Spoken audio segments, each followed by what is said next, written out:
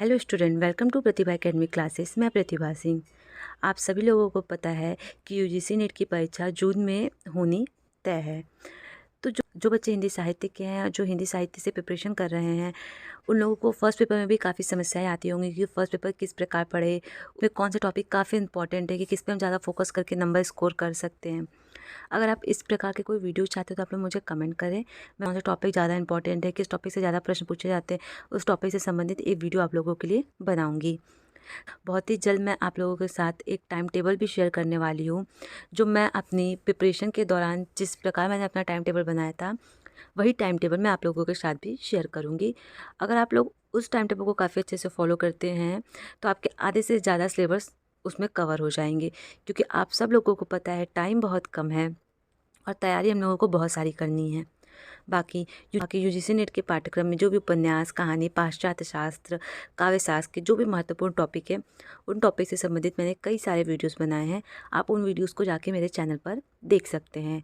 और अगर आप लोगों को उन वीडियो के पीडीएफ चाहिए तो आप मेरे टेलीग्राम चैनल पर भी ऐड हो सकते हैं, जिसका लिंक मैंने कमेंट बॉक्स में पिन कर दिया है। ठीक है, तो आज से मैं एक नई सीरीज़ प्रारंभ कर रही हूँ, जिसमें मैं वन लाइनर प्रश्नों को लाऊंगी। ये वही प्रश्न है जो यूजीसी नेट की परीक्षाओं में पूछे जा चुके हैं। और दूसरी बात रही कि बहुत बार ऐसा होता है कि हम अच्छे से रिवीजन नहीं कर पाते हैं, तो जो प्रश्न छोटे होते हैं, जो हमें आते हुए रहते हैं, वो रिवीजन ना होने की वजह से हमसे मिस्टेक हो जाते हैं। तो आज मैं उन्हीं प्रश्नों को लेकर आई जो यूजीसी नेट की परीक्षाओं में कई बार पूछा गया है। तो आइए हम लोग देखते हैं उन प्रश्नों को। पहला प्रश्न है, हिंदी साहित्य के आरंभिक युग को आदिकाल के नाम से किसने अभिहित किया है? तो वो किया है हजारी प्रसाद द्विवेदी ने। आदिकाल को ही हम वीर गाथा काल भी कहते हैं और जिसकी समय सीमा है वो है 1050 से 1375 तक। ठीक है, आपको ये भी याद रखना है। आगे अगला प्रश्न देखेंगे, प्रश्न संख्या 2। हिंदी का प्रथम कवि किसे माना गया है? तो हिंदी का प्रथम कवि सरहपा को माना गया है। विशलदेव रासो के रचयिता का नाम क्या है? तो विशलदेव रासो के रचयिता का नाम है नरपति नरहर। ये प्रश्न काफ़ी महत्वपूर्ण है, परीक्षाओं में 2 से 3 बार पूछा गया है। पाउमचरियू, ये प्रश्न भी काफ़ी महत्वपूर्ण है। इसके जो लेखक है वो हैं स्वयंभू। आदिकाल में खड़ी बोली को काव्य भाषा बनाने वाले प्रथम कवि का नाम लिखिए। तो आदि काल में खड़ी बोली को काव्य भाषा बनाने वाले प्रथम कवि हैं वो हैं अमीर खुसरो। ये प्रश्न काफ़ी महत्वपूर्ण है, कई बार परीक्षा में पूछा गया है। किस कवि को मैथिली कोकिल कहा जाता है? तो मैथिली कोकिल कहा जाता है विद्यापति को। ठीक है, आप सबको याद आएगा कि मैथिली कोकिल किसे कहा जाता है? विद्यापति को कहा जाता है। सरहपा की सर्वाधिक प्रसिद्ध रचना है?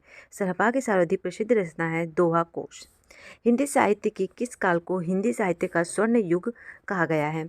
काफ़ी महत्वपूर्ण प्रश्न है, वो है भक्ति काल। चंदायन के रचनाकार का नाम लिखिए। तो जो चंदायन है उसके रचनाकार का नाम है मुल्ला दाऊद। ये प्रश्न हाल की परीक्षा में पूछा गया है। तो इस प्रकार के जो छोटे छोटे प्रश्न हैं वो आपको काफ़ी अच्छे से ध्यान में रखने हैं और इन्हीं प्रश्नों से आपके काफ़ी अच्छे नंबर स्कोर हो जाएंगे। प्रश्न संख्या 10, दादू भक्ति काल के किस धारा के कवि हैं? तो दादू भक्ति काल के निर्गुण काव्य धारा के कवि हैं। प्रश्न संख्या 11, कवितावली के रचयिता का नाम है? तो जो कवितावली के रचयिता का नाम है तुलसीदास। भ्रमर गीत के रचनाकार का नाम लिखिए। भ्रमर गीत के रचनाकार का नाम है सूरदास। तुलसीदास ने किस महाकाव्य की रचना की है? तुलसीदास ने रामचरितमानस की रचना की है। ठीक है, काफ़ी महत्वपूर्ण है। शुद्ध दैत्यवाद का संबंध हिंदी साहित्य के किस धारा से है? तो आपको यहाँ पे ध्यान रखना है, शुद्ध दैत्यवाद का संबंध हिंदी साहित्य की किस धारा से है? वो है कृष्ण शाखा से। ठीक है, और जो इसके प्रवर्तक हैं, किसके प्रवर्तक? शुद्ध दैत्यवाद के प्रवर्तक हैं वल्लभाचार्य। ठीक है, ठीक उसी प्रकार राम भक्ति काव्य पर किस दर्शन का प्रभाव पड़ा है? तो राम भक्ति काव्य पे विशिष्ट द्वैतवाद का प्रभाव पड़ा है। राम भक्ति काव्य के प्रवर्तक जो हैं वो है रामानुजाचार्य। पुरुष प्रधान सामंती परंपरा को किस मध्ययुगीन कवियत्री ने चुनौती दी थी? तो वो दी थी मीरा ने। रामचंद्र शुक्ल ने उत्तर मध्यकाल को कौन सा नाम दिया था? रामचंद्र शुक्ल ने उत्तर मध्यकाल को रीतिकाल नाम दिया था। ठीक है, ये प्रश्न यूजीसी नेट की परीक्षा में पूछा गया है, तो आप इसे याद रखिएगा। ठीक है, प्रश्न संख्या 18, रीतिकाल को काव्य की दृष्टि से कितने भागों में बांटा गया है? तो रीतिकाल को काव्य की दृष्टि से 3 भागों में बांटा गया है और वो 3 भाग कौन कौन से हैं? पहला है रीतिबद्ध, दूसरा है रीति मुक्त, तीसरा है रीति सिद्ध। अब आपके मन में ये विचार भी आते हैं और ये प्रश्न कई बार परीक्षा में पूछा भी गया है कि रीतिबद्ध कवि कौन है, रीति मुक्त कवि कौन है और रीति सिद्ध कवि कौन है। तो मैं आप लोगों को बता देती हूँ, एक जगह आप लोग नोट कर लीजिए। जो रीतिबद्ध कवि हैं उसमें केशव, चिंतामणि, कवि कुलपति, देव, भिखारी दास आते हैं। ठीक है। वहीं जो रीति मुक्त कवि हैं उसमें घनानंद, बोधा, ठाकुर, द्विजदेव आते हैं। और रीति सिद्ध में बिहारी। ठीक है। तो इस प्रकार के प्रश्नों से संबंधित जो भी जानकारी है आपको वो सब भी काफ़ी अच्छे से ध्यान में रखना होगा। प्रश्न संख्या 22, आधुनिक काल में लिखा गया खड़ी बोली का प्रथम महाकाव्य कौन सा है? काफ़ी महत्वपूर्ण प्रश्न है। TGT, PGT, UGC NET, higher कई सारी परीक्षाओं में ये प्रश्न पूछा गया है। आधुनिक काल में लिखा गया खड़ी बोली का प्रथम महाकाव्य है प्रियप्रवास। ठीक है। अब आप लोगों को प्रियप्रवास का सन भी याद रखना है। तो प्रियप्रवास का जो लिखा गया था, प्रियप्रवास 1913 में लिखा गया था। ठीक है। और हरिऔध की और भी रचनाएं जैसे वैदेही वनवास, ठीक है, ये भी इनकी रचना है। और प्रियप्रवास में कितने सर्ग हैं, ये प्रश्न में कई बार परीक्षा में पूछा गया है। तो प्रियप्रवास में 17 सर्ग हैं, आपको ये भी याद रखना है। और ये प्रथम महाकाव्य है। ठीक है। तो इस प्रकार सब चीज़ों को आपको कनेक्ट कर करके याद करना है काफ़ी अच्छे से। प्रश्न संख्या 23, साकेत के रचनाकार का नाम लिखिए। तो साकेत के जो रचनाकार है वो है मैथिली शरण गुप्त और प्रकाशन वर्ष है 1931 ईस्वी। ठीक है, 1931 ईस्वी। और इसमें सर्ग कितने हैं साकेत में? सर्गों से प्रश्न कई बार पूछे जाते हैं। तो इसमें सर्ग हैं आपके 12। प्रियप्रवास मैंने कितने सर्ग बताए थे? 17। साकेत में कितने सर्ग हैं? 12। कमायनी में कितने सर्ग हैं? 15। तो आपको इन सारे प्रश्नों को काफ़ी अच्छे से याद रखना है। प्रकाशन वर्ष साकेत का क्या है? 1931 ईस्वी। ठीक है। और जो साकेत का अर्थ होता है अयोध्या। ठीक है। प्रश्न संख्या 24, पुष्प की अभिलाषा कविता का कवि कौन है? तो पुष्प की अभिलाषा कविता के कवि है माखनलाल चतुर्वेदी। और इस कविता का जो प्रकाशन हुआ है वो हुआ है 1921 ईस्वी।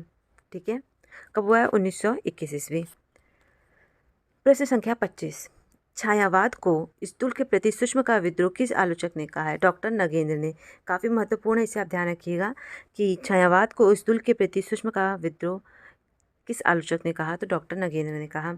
कमायनी में किस दर्शन की अभिव्यक्ति हुई है? तो कमायनी में शैशव दर्शन की अभिव्यक्ति हुई है। ठीक है। कमायनी का प्रकाशन वर्ष है 1936 ईस्वी। ठीक है। और कमायनी में कितने सर्ग हैं? मैंने आपको बताया कमायनी में कुल 15 सर्ग हैं। प्रश्न संख्या हम लोग आगे देखेंगे। कमायनी में जितने भी सर्ग हैं आपको उन सर्गों को क्रम से याद कर लेना है। ठीक है। आगे हम लोग देखेंगे प्रश्न संख्या 27, सरोज स्मृति नामक रचना किस कवि ने की है? तो सरोज स्मृति नामक रचना निराला ने की है। ठीक है। सरोज स्मृति का प्रकाशन वर्ष क्या है? तो उसका प्रकाशन वर्ष है 1935 ईस्वी। यह एक लंबी कविता है और ये जो सरोज स्मृति है एक शोक गीत है।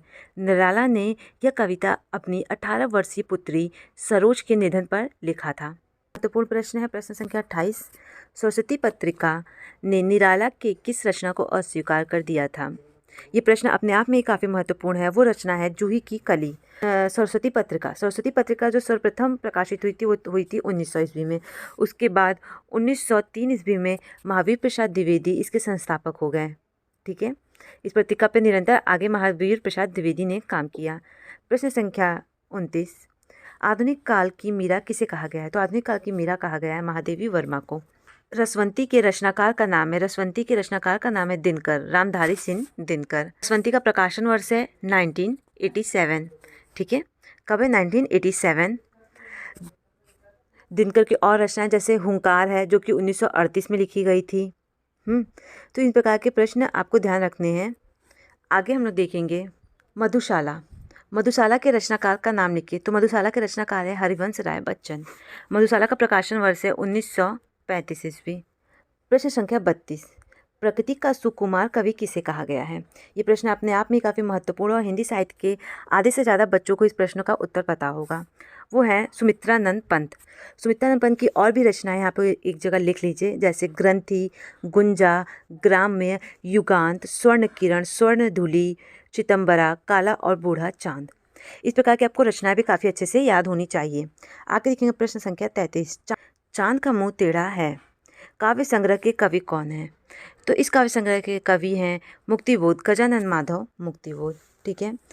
और चांद का मुंह टेढ़ा पे 2004 में भारतीय ज्ञानपीठ पुरस्कार भी प्राप्त हुआ था। अंधेरे में कविता के रचनाकार कौन है? अंधेरे में कविता का रचनाकार है मुक्तिबोध। और अंधेरे में कविता का प्रकाशन वर्ष है ये 1964 ईस्वी। और जो अंधेरे में कविता है वो फैंटेसी इमेजिनरी शैली में लिखा गया है। आगे देखेंगे आंगन के पार द्वार काव्य संग्रह को किस कवि ने लिखा है। तो आंगन के पार द्वार काव्य संग्रह को अज्ञे ने लिखा है। संसद से सड़क तक काव्य संग्रह को किसने लिखा है। तो संसद से सड़क तक काव्य संग्रह को धूमिल ने लिखा है। हिंदी का प्रतिनिधि गजलाकार किसे माना गया है। तो माना गया है दुष्यंत कुमार को। ये प्रश्न भी काफ़ी महत्वपूर्ण है, ठीक है, आप लोगों को ये भी ध्यान रखना है। अगला प्रश्न, सबरी नामक कृति के रचयिता कौन है। तो वो है जगदीश गुप्त। विश्वास बढ़ता ही गया कविता किसने लिखा है।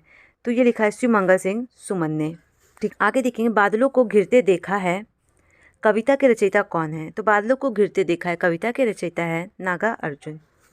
चिंतामणि किसके निबंधों का संकलन है। तो जो चिंतामणि है वो आचार्य रामचंद्र शुक्ल के निबंधों का संकलन है। चिंतामणि का जो प्रकाशन हुआ था वो हुआ था 1939 ईस्वी। और ये जो चिंतामणि आचार्य रामचंद्र शुक्ल का जो चिंतामणि है वो भाग 1 है और इसके अंदर कुल आपके 17 निबंध संकलित है। इस प्रकार के प्रश्न कई बार परीक्षा में पूछे गए हैं कि आचार्य रामचंद्र शुक्ल का चिंतामणि निबंध में कुल कितने निबंध संकलित हैं। तो आपको याद होना चाहिए कुल 17 निबंध संकलित हैं।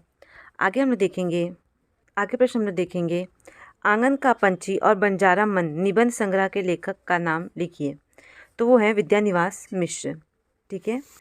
उसने कहा था कहानी के लेखक हैं चंद्रधर शर्मा गुलेरी, ठीक है।